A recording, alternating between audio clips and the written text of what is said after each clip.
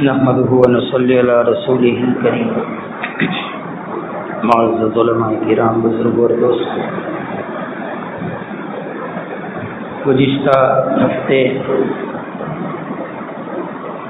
حضرت مفتی صاحب دامت برکاتہم العالیہ نے جس چیز پر روشنی ڈالی تھی، مختصر وقت میں بہت ہی قیمتی باتیں ہمیں سمجھائی تھی، سکھائی تھی، درس دیا تھا. اسی کا میں متن پڑھوں گا.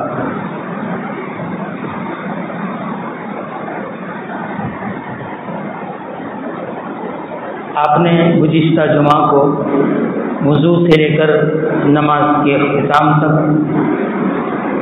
اسی طریقے سے پیدائش سے لے کر موت تک، نکاح سے لے کر طلاق تک، رمضان کے روزے نیت سے لے کر زکوٰۃ تک بہت ساری باتیں تفصیلاً آپ نے ارشاد فرمائی اور یہ بھی کہا تھا اس کی حفاظت کرنے والے علماء ہیں. بہت چیزوں کی طرف اشارہ تھا. کم وقت کی وجہ سے اتنی زیادہ وہ تفصیل نہیں کر پائے تھے. انشاءاللہ وقت ملے گا ان مفتی صاحب کو تفصیل کریں گے. میں تو متن پڑھ رہا ہوں. صحیح ہے، علماء جو ہے دین کے محافظ ہے، اور جتنی چیزیں شریعت اسلام کے اندر ہمیں بتائی گئی ہیں اس کی حفاظت کرنے والے یہ علماء حقانیین اور ربانیین ہی ہیں. یہی ہماری ایمان کی بھی حفاظت کرنے والے ہیں، ورنہ ایمان کے لالے پڑ جائیں گے ہمارے. جب تک اس کی صحبتوں میں نہیں رہیں گے، جب تک اس کی باتوں کو نہیں سنیں گے، اور جب تک ان کے پاس اپنا وقت کو نہیں دیں گے تو آگے چل کر بہت بڑا خسارہ بھی ہے. ایمان کے لالے پڑ سکتے ہیں، ایمان کی حفاظت کرنا مشکل ہو جائے گا. یہاں صحبت اختیار نہ کرنے کی وجہ سے اور صحبتوں میں اپنا وقت کو نہ دینے کی وجہ سے ہمارے وضو صحیح ڈھنگ سے نہیں ہو پا رہا ہے، نماز صحیح ڈھنگ سے نہیں ہو پا رہے، وغیرہ وغیرہ جتنی عبادات ہیں، اخلاق ہے، معاملات ہے، لین دین ہے، جتنی چیزیں ہیں دین کے جتنے شعبے ہیں اس میں جان اور روح نہیں آ رہی ہے. اس کی وجہ یہی ہے ان کی صحبتوں میں نہیں جاتے ہیں، نہ پوچھتے ہیں، نہ بیٹھتے ہیں، نہ وقت نکالتے ہیں. یہ کھپاتے ہیں، یہ اپنے آپ کو تھکاتے ہیں. حضرت جی مولانا یوسف صاحب رحمۃ اللہ علیہ نے بہت پتے کی بات کہی. دیکھو یہ اپنا وقت، یہ ہمیں شوق اور ذوق ہونا چاہیے. بہت بڑی پہلے پتے کی بات تو یہ کہہ رہا ہوں، ہمیں شوق ذوق نہیں رہا. جب شوق اور ذوق نہیں رہے گا اور اہل اللہ کی مجلسوں میں نہیں جائیں گے اور اہل دل کے پاس نہیں جائیں گے اور ہمیں صحیح راہ بتانے والوں کے پاس اٹھنا بیٹھنا نہیں ہوگا تو یہ ہمارا وقت کہاں لگے گا؟ غیروں کے پاس لگ جائے گا، عیاش لوگوں کے پاس لگ جائے گا، بےہودہ قسم کی مجلسوں میں لگ جائے گا. وہاں سے کیا حاصل ہوگا؟ یہاں سے صحیح چیز حاصل نہیں ہوگی، وہاں سے گمراہی حاصل ہوگی. گمراہی لے کر آؤ گے، وہاں کیا ملے گا؟ اس مجلس میں کیا ملے گا؟ کیا روحانیت مل سکتی ہے؟ ان مجلسوں کو چھوڑ کر، ایسے افراد کو چھوڑ کر کیا وہاں ہمیں دینداری مل سکتی ہے؟ نہیں ہو سکتا. وہاں تو گمراہی ملے گی، جہالت ملے گی، ایمان کے لالے پڑنے والے کام ملیں گے. وہاں وہ چیز نہیں ہو سکتی. یہ لوگ کھپاتے ہیں، مدرسوں میں وقت دیتے ہیں، مطالعے میں وقت دیتے ہیں، بیوی بچوں میں وقت بہت کم دیتے ہیں.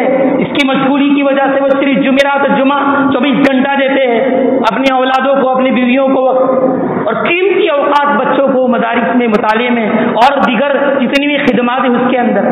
یہ کھپاتے ہیں، تھکتے ہیں، ٹھکاتے ہیں. حضرت جی مولانا یوسف صاحب رحمۃ اللہ علیہ نے بہت پتے کی بات کہی. آخری بیان حضرت کا، پڑوسی ملک میں حضرت کا آخری بیان، اور آخری بیان کے اندر آخری نصیحت، بار بار ہماری بات مان لو، مانو گے تو چمکو گے. حضرت کا جملہ آخری، بار بار جملہ یہی، ہماری بات مان لو، مانو گے تو چمکو گے، نہیں مانو گے تو اجڑو گے. بہت بہت کم عمر میں حضرت کی وفات ہوئی تھی، 50 سال کی عمر بھی نہیں پہنچے تھے آپ، اللہ کے پیارے، لیکن ولایت کے اور علم کے اور تقوی اور طہارت کے اور اعلیٰ مقام پر حضرت جی کا لقب مل گیا نوجوانی کے حالت میں۔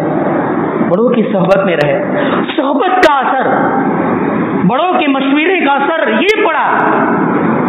حضرت فرماتے ہیں، حضرت کے خاص خادم جس وقت آخری بیان کر کے حضرت بیمار ہو گئے تھے اور بیمار کی حالت میں آخری ایک ہی شخص حضرت کو کار میں لے کر ہاسپٹل پہنچا رہے تھے، اس کا بیان ہے کہ حضرت کو جب میں لے جا رہا تھا کوئی نہیں، میں اور حضرت ہی صرف، حضرت کی زبان پر دنیا کا کوئی تذکرہ نہیں، اہل اللہ کی صحبت کا، اساتذہ اور علماء کی دعا کا یہ اثر پڑا تھا، دین کی خدمت کا اور اپنی زندگی کو مٹانے کا اثر یہ پڑا تھا، سوائے لا الہ الا اللہ کے کچھ نہیں تھا۔ پہلے زور زور سے پڑھتے تھے، پھر جو بیماری بڑھتی گئی اور حالات بگڑتے گئے تو پھر آہستہ آواز ہوتی چلی گئی اور اسی حالت میں رخصت ہو گئے۔ پھر جنازہ تو حضرت شیخ رحمۃ اللہ علیہ کے مشورے پر آپ کا جنازہ یہاں لایا گیا تھا دہلی میں، پھر یہی تدفین ہوئی تھی۔ جب انتقال ہو گیا، والدہ بھی ایسی تھی، والدہ بھی ایسی تھی، کتنی نظر، گہری نظر رکھنے والی اور ڈالنے والی۔ جنازہ جب لایا گیا تو شیخ کو اطلاع دی، ان کے خاندان والوں نے، والدہ حیات تھی، بیوی بھی حیات تھی، اولاد حیات تھی، کہا ہم اپنے شوہر کا، اپنے بیٹے کا چہرہ دیکھنا چاہتے ہیں۔ پردوں کا انتظام کیا گیا اور لایا گیا، سب آتے گئے، اہلیہ آ گئی اور گھر کی فیملی میں جو عورتیں وہ آئی، اخیر میں والدہ آئے اور والدہ قریب میں آ کر ایک جملہ کہا، کیا کہا؟ کہا بیٹا بہت تھکا اور لوگوں کو بہت تھکایا، بہت تھکا، لوگوں کو بہت تھکایا، جا سو جا آرام سے۔ ہاں یہ علماء وہی ہے، خود بھی تھکتے ہیں، تھکائیں گے، فائدہ ہے ہمارا، اس فائدے کو ہم نہیں سمجھ پائیں گے، ابھی نہیں سمجھیں گے، کیوں؟ بیٹھے ہی نہیں ہے، وقت دیا ہی نہیں ہے، ہم لوگوں نے اس کو معمولی سمجھا ہے۔ وہ تو بیچارے تھکنے کے لیے تیار ہے، ہم خود، وہ تھکانے کے لیے تیار ہے، ہم خود تھکنے کے لیے تیار نہیں۔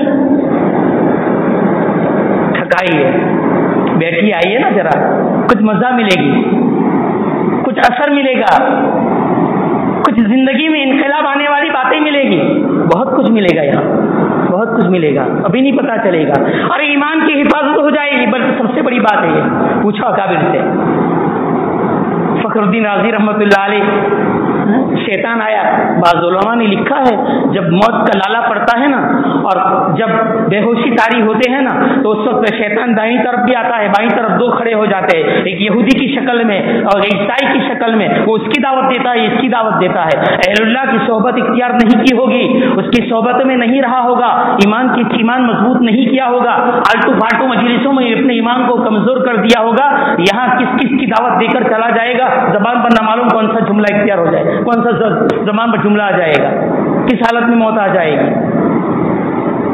ڈرنے کی ضرورت ہے، اس لیے میرے عزیزو، میرے پیارو، وقت نکالو، دو اس کا فائدہ دیکھو گے، بہت بڑا فائدہ دیکھو گے۔ حضرت عبداللہ ابن مبارک رحمۃ اللہ علیہ فرماتے ہیں، کتنی پتے کی نصیحت فرمائی۔ عبداللہ ابن مبارک رحمۃ اللہ علیہ فرماتے ہیں کہ دنیا بنانی ہے نا، دنیا بنانی ہے اور آخرت بھی بنانی ہے، دو چیز، دنیا بنانی ہے اور آخرت اگر بنانی ہے، دونوں بنانی ہے، اور دونوں چیز میں کامیاب مکمل ہونا ہے، علماء کی صحبت اختیار کرنی ہی پڑے گی۔ دنیا بھی سنور جائے گی، آخرت بھی سنور جائے گی، دونوں پر اثر ہوگا۔ تو علماء کی قدردانی سے، ان کی مجلسوں میں آمد و رفت سے، ان کی باتوں کو ماننے سے اثر یہ پڑے گا، دنیا بھی سنور جائے گی، آخرت بھی سنور جائے گی۔ پھر فرماتے ہیں عمرہ کی عزت اور اس کی قدردانی کرنے سے، وہ عالم نہیں ہے، عمرہ ہے، دنیا کے لوگ ہے، دنیا دار ہے، اس کی قدردانی کرو گے تو تمہاری دنیا سنور جائے گی، دنیا سنور جائے گی، یہاں آخرت بھی سنور جائے گی، دنیا بھی سنور جائے گی، دونوں چیز مل رہی ہے، اس لیے یہاں ایک چیز مل رہی ہے تو کہا دنیا سنور جائے گی۔ پھر عام مسلمانوں کی قدر کرو گے، تمہارے اخلاق سنور جائیں گے، اخلاق سنور جائیں گے تو گر جاؤ گے، اس مسلمانوں کی ناقدری کرو گے، اخلاق سے گر جاؤ گے، وہاں سے دنیا سے گر جاؤ گے، اور یہاں دنیا اور آخرت کے گر جاؤ گے۔ ظاہری بات ہے، اس کو سمجھتے ہیں تھوڑی ایک مثال سے، بات تو بہت ہے، وقت کم ہے۔ عبداللہ ابن مبارک رحمۃ اللہ علیہ کا جملہ شروع کا، دنیا بھی سنور جائے گی، آخرت بھی سنور جائے گی۔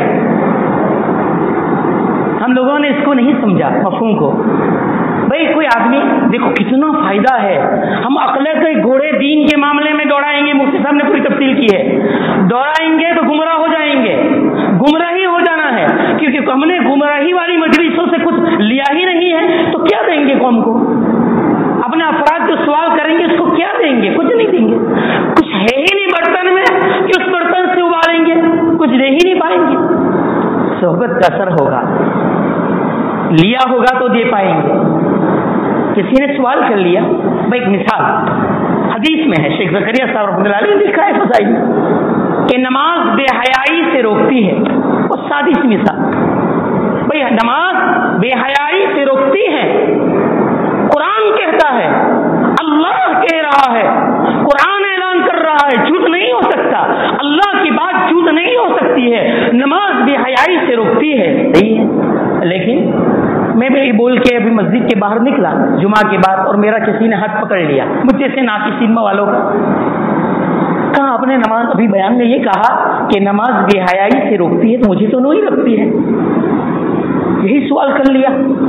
اب میں ہکا بکا رہ گیا، اچانک سوال، اور میں نے ہی کہا، وہ بھی میری بات نہیں، قرآن کی بات کہی، اللہ کی بات کہی، نماز بے حیائی سے روکتی ہے، اور یہ کہہ رہا ہے مجھے نماز بے حیائی سے نہیں روک رہی ہے، جواب دینا چاہیے، نہیں جواب ملے گا تو اللہ کے گھر سے یہ تو دور ہو جائے گا۔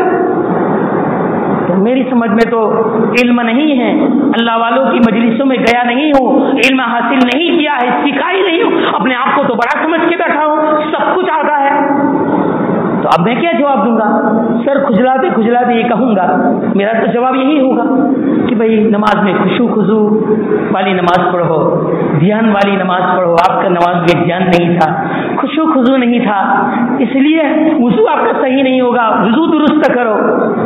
تو بیچارہ کہے گا کب خشوع خضوع پیدا ہوگا، اور نماز وضو تو سیکھتا نہیں ہے، جاتا تو نہیں ہے، کب سیکھوں گا؟ چلو پھر آہستہ آہستہ مسجد سے دور ہو جائے گا، اطمینان بخش جواب نہیں ملا اس کو، کیونکہ بیٹھے ہی نہیں کسی کے پاس۔ لیکن اللہ والوں کی صحبت اختیار کی ہوگی تو اس کو کہا جائے گا، نہیں نہیں قرآن نے صحیح کہا ہے، تو کہتا ہے وہ غلط کہہ رہا ہے، تو بے حیائی سے رکا ہے، یہ خشوع خضوع کی بات کی رہے گی، ذرا وضو صحیح نہیں ہے وہ بات کی بات ہے، اتنا بتا مسجد میں جمعہ کے اندر کتنے بجے آیا تھا؟ کہا 1 بجے آ گیا تھا نا۔ ہاں کتنے بجے نکلا مسجد سے؟ کہا 2 بجے۔ اب بتا کتنے دیر مسجد میں رہا؟ 1 گھنٹہ مسجد میں رہا، زنا کیا تو نے؟ نہیں۔ شراب پی تو نے؟ نہیں۔ غیبت کی تو نے؟ نہیں۔ کسی گندی محفل میں داخل ہوا؟ نہیں۔ تو یہ کیا ہے؟ یہی تو ہے نماز نے تجھے بے حیائی سے روکا، نماز میں بے حیائی سے روک لیا اس کو۔ جتنی دیر مسجد میں رہا اتنی دیر اللہ نے صحیح کہا، قرآن نے صحیح کہا، نماز بے حیائی سے روکتی ہے، تجھے روک کے رکھا۔ یہ کہاں ملے گا سب باتیں تمہیں؟ آئیے روک کے رکھی ہے تجھے۔ اور سنو یہ تو ایک نماز کا مسئلہ نہیں، کروڑوں آفتوں سے گناہ کی اور کروڑوں خیالات سے تو محفوظ ہو جائے گا۔ ظہر کی نماز سے لے کر عصر کی نماز کا انتظار میں تو بیٹھے گا، تو تیرے بدن کو پاک رکھے گا، تیرے جسم کو پاک رکھے گا، کوئی نجاست نہیں داخل ہونے دے گا۔ کیوں؟ عصر کی نماز پڑھنی ہے۔ اس ظہر اور عصر کے درمیان میں تو اس نماز کے خیال کی وجہ سے جس گناہ سے تو محفوظ ہوا، اس نماز نے اور نماز کے انتظار نے تجھے بے حیائی سے روک کے رکھا۔ 5 نمازوں کا حال ہے ایسے ہی۔ تو ایسی بہت ساری عبادتیں ہیں، روزہ ہے، زکوٰۃ ہے، صدقات ہے۔ آقا نے ارشاد فرمایا ایک جگہ پر، اور وہ تفصیل نہیں کر رہا ہوں، روزے اور زکوٰۃ اور حج۔ دیکھو 2 چیزیں ہیں، یہ بھی سمجھنے جیسی ہے۔ اعمال صالحات کا اجر آخرت میں، دنیا میں تلاش مت کرنا بھی مت، تو آخرت میں اس کا اثر یہاں تلاش کرنا، یہ دنیا، اس کا اثر دنیا میں، یہ نماز کا اثر، جو 1 گھنٹہ مسجد میں بیٹھانے اور گناہ سے محفوظ ہوانے، یہ اس کا اثر ہے نماز کا۔ ایک نماز سے دوسرے نماز کے انتظار میں جن خرافات سے اور گناہوں سے اپنے جسم کو، اپنے کپڑے کو نجاست سے پاک کیا، یہ گناہ نماز کا اثر الگ چیز ہے۔ تو ہر چیز کا اثر ہے، روزے کا، زکوٰۃ کا، صدقہ اور خیرات کا، سب کا اثر ہے۔ اسی طریقے سے سلام کا اثر، یہ بغض کب نکلے گا، عداوت کب نکلے گی ایک دوسروں کی، ایک دوسرے کو گرانے کا جو شوق اور ذوق ہے وہ کب نکلے گا؟ آقا ارشاد فرماتے ہیں سلام کا جواب کا اجر و ثواب آخرت میں تلاش کر، اجر آخرت میں تلاش کرنا۔ ارشاد فرماتے ہیں حضور سلام کو کرو، لوگوں کو تحائف دو اور لوگوں کو کھانا کھلاؤ، یہ 3 چیز جو تمہارے رگ کے اندر اور جسم کی ایک ایک بوٹی بوٹی میں اور جسم کے ایک ایک خون کے قطروں قطروں میں تمہارے اندر جو عداوت گھسی ہے، ایک دوسروں کے متعلق غصہ اور غیبتیں گھسی ہے، ایک دوسروں کے متعلق تمہاری بدگمانی گھسی ہے، یہ کس سے نکلے گی؟ کہا سلام کا اجر آخرت میں پانا، ہدیہ اور تحائف کا اجر آخرت میں پانا، لوگوں کو کھانا کھلانے کا اجر آخرت میں پانا۔ لیکن دنیا میں اس کا اثر دکھیں گے، یہ عداوت نکلے گی، محبت پیدا ہوگی، اثر اس کا اثر دکھائی دے گا، یہ کرنا پڑے گا تو اس کا اثر دیکھیں گے، یہ نکلے گا، عداوت نکلے گی، یہ ہماری گندگیاں ختم ہوگی، سب آہستہ آہستہ نکلے گا، یا آہستہ آہستہ۔ تو بتا ہی رہا تھا عبداللہ ابن مبارک رحمۃ اللہ علیہ نے یہ 3 نصیحت فرمائی، اس طریقے سے کیا جائے۔ ہمارے اکابر میں حضرت عبداللہ ابن حضرت عبدالعزیز رحمۃ اللہ علیہ فرماتے ہیں، بات پتے کی بات ہے، طالب علم کہا صلاحیت رکھتے ہو تو عالم بنو، صلاحیت رکھتے ہو تو عالم بنو، صلاحیت عالم بننے کی نہیں ہے تو طالب علم بنو، اور طالب علم کا بھی شوق اور ذوق نہیں ہے تو اہل اللہ گنے چنے انگلیوں پر گنے جا رہے ہیں، ایسے بچے ہیں ان کی صحبتوں میں رہو، ان کی قدر کرو۔ آگے فرماتے ہیں صلاحیت نہیں ہے عالم بننے کی، شوق اور ذوق طالب علم کا نہیں ہے سیکھنے کا، اور علماء کی قدر کا بھی جذبہ مر چکا ہے۔ تو پھر آخری بات کہہ رہا ہوں، حضرت فرماتے ہیں آخری بات کہہ رہا ہوں کہ ان کی ناقدری مت کرنا ورنہ ہلاک ہو جاؤ گے، ہلاک ہو جاؤ گے، ختم ہو جاؤ گے، کہیں کے نہیں رہیں گے، ایمان سلب ہو سکتا ہے۔ اور عجیب بات سنا، حضرت خراش رحمۃ اللہ علیہ، حضرت خالد بن خراش رحمۃ اللہ علیہ نے خط لکھا اپنے والد کو، اس زمانے میں جس زمانے میں امام احمد بن حنبل کو کوڑے لگائے جا رہے تھے، تو خط لکھا کہ والد بزرگوار امام وقت کو کوڑے دشمنان اسلام کوڑے مار رہے ہیں، ذلیل اور رسوا کر رہے ہیں، آپ ہاتھ اٹھا دیجئے ورنہ ان کی آہ لگ جائے گی تو قوم کی قوم تباہ ہو جائے گی۔ آپ دعا فرمائیے کہ ظلم مٹ جائے، ختم ہو جائے، اور ایک ظلم کرنا بند کر دے۔ خط بھیجا، خط ملا، خط پڑھنے لگے تو امام احمد بن حنبل تو کوسوں دور، اور یہاں خط پڑھا جا رہا ہے، اور جو خط پڑھ رہے ہیں اس کے بغل میں ایک امام احمد بن حنبل کا دشمن بیٹھا ہوا تھا۔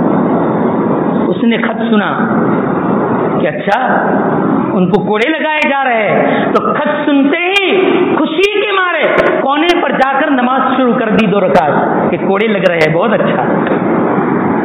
حضرت فرماتے ہیں خالد ابن خراش رحمۃ اللہ علیہ کے والد خود فرماتے ہیں یہ خوشی کی وجہ سے جب اٹھا کہ کوڑے مارے جا رہے ہیں، بہت اچھا ہے، تو کہا جب وہاں 2 رکعت پڑھنے گیا تو میں اپنی آنکھ سے دیکھ رہا ہوں کہ زمین میں ڈس رہا ہے، یہاں تک ڈس گیا، اب چلا رہا ہے، کوئی فائدہ نہیں، کوئی فائدہ نہیں۔ دیکھو اس سے کوئی بات سمجھو میرے عزیزوں، میرے پیاروں، سمجھو کتنے دور ہیں، کوئی گالی گلوچ نہیں، کوئی غیبت نہیں، یہاں کچھ نہیں، مارے خوشی کے جو عذاب دیا جا رہا ہے، توہین کی جا رہی ہے، یہاں اس کی وجہ سے یہ خوشی منا رہے ہیں، اس کا یہ عذاب ہے، ہمارا کیا حال ہوگا؟ سب چیزوں سے کھوکھلے ہو جائیں گے ہم، سب چیزوں سے، نہ دنیا کے رہیں گے میرے عزیزوں، نہ آخرت کے رہیں گے۔ ایک بات آخر میں کہہ دو، بات کو ختم کرو، حضرت عمر رضی اللہ تعالیٰ عنہ کے پاس ایک آدمی نے شکایت کی حضرت سعد بن ابی وقاص کی کہ کوفہ کے اندر یہ نماز صحیح ڈھنگ سے نہیں پڑھاتے. عمر رضی اللہ تعالیٰ عنہ کو پتا چلا, بلایا, سعد شکایت آئی ہے. کہا خدا کی قسم بخدا میں نے رسول اللہ صلی اللہ علیہ وسلم سے جیسے نماز پڑھتے ہوئے دیکھا ہے اور سکھا ہے میں ایسی ہی نماز پڑھاتا ہوں. کہا مجھے اطمینان تھا سعد, مجھے اطمینان تھا. حضرت عمر نے فرمایا لیکن بہت ساروں کی شکایت ملی تھی, اس لیے آپ نے ایک جماعت بھیجی اور ایک جماعت کوفہ کے ساتھ حضرت سعد کے ساتھ بھیجی, جاؤ تحقیق کرو. دوبارہ گئے, یہ قافلہ روانہ ہوا, اس میں ایک امیر طے ہوا, قاصد طے ہوا, وہاں پہنچے, ہر مسجدوں میں جا کر حضرت سعد کے متعلق تحقیق کرتے رہے. سب نے آپ کی برات کا اظہار کیا اور کہا نہیں یہ امانتدار ہے, دیانتدار ہے اور نیک ہے اور صالح, کوئی برائی نہیں.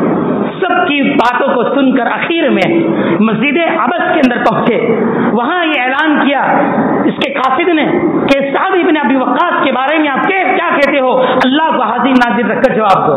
ان میں سے حضرت ایک اسامہ ابن قتادہ کھڑا ہوا اور کھڑے ہو کر کہنے لگا تم نے جب اللہ کا واسطہ دیا ہے تو میں کہتا ہوں کہ سعد یہاں کسی فوج میں اور جہاد میں شریک نہیں ہوتے ہیں. یہ تہمت لگائی. دوسری تہمت یہ لگائی کہ یہ انصاف نہیں کرتے ہیں. تیسری تہمت لگائی کہ مال غنیمت کو برابر تقسیم نہیں کرتے ہیں. یہ تین بات کہی.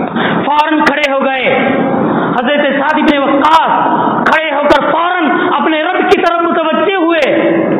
کہا اے پروردگار, جس نے یہ میرے سامنے مجھے ذلیل اور رسوا کرنے کے ارادے سے یہ کھڑا ہوا ہے اور اپنے آپ کو بہادر سمجھ رہا ہے کہ مجھ جیسا کوئی نہیں ان کا جواب دینے والا اور ان کو ذلیل اور رسوا کرنے والا, تو اے پروردگار اگر یہ جھوٹا ہے تو میں بھی 3 دعا دیتا ہوں. 3 دعا دی سعد بن ابی وقاص نے اس کھڑے ہونے والے ظالم اور توہین کرنے والے کو. کہا جا اللہ تیری عمر کو بڑی کرے. علماء نے لکھا ہے یہ آنکھ کی بوے ہے نا یہاں تک لٹک رہی تھی, اتنی بڑی عمر ہوئی تھی. کہا عمر تیری اللہ بڑی کرے. پھر دوسری دعا دی کہ اللہ تجھے محتاج کر دے. خدا کی قسم علماء نے لکھا اتنا بری حالت ہوئی تھی, گلی گلی بھٹکتا تھا, مارا پھرتا تھا اور کہتا تھا, لوگ کہتے تھے کیا حالت بنا رکھی ہے, تو ایک ہی جملہ کہتا تھا حضرت سعد کی یہ بددعا ہے, اس کی بددعا ہے. اور پھر کہا تھا خدا تجھے ذلیل کرے. یہ بددعا دی تھی سعد نے, تو کہا یہ اتنی عمر پا چکا تھا, آخر میں یہ حالت پوری تھی, جس گلی سے گزرتا تھا بڑھاپے کی حالت میں تو ہمیشہ یہ زنا کی نیت سے عورتوں پر بری نظر ڈالتا تھا. اتنا ذلیل ہوا تھا, اتنا ذلیل ہوا. اب یہ حضرت سعد کی بددعا تھی. کوئی آسان چیز نہیں ہے میرے عزیزوں, وقت زیادہ ہو گیا. اللہ عمل کی توفیق عطا فرمائے. بات بہت تھی, کچھ کہہ دیا, مفتی صاحب کی توجہ کی وجہ سے ہی بولا ہوں. اللہ اپنے فضل کرم سے عمل کی توفیق عطا فرمائے.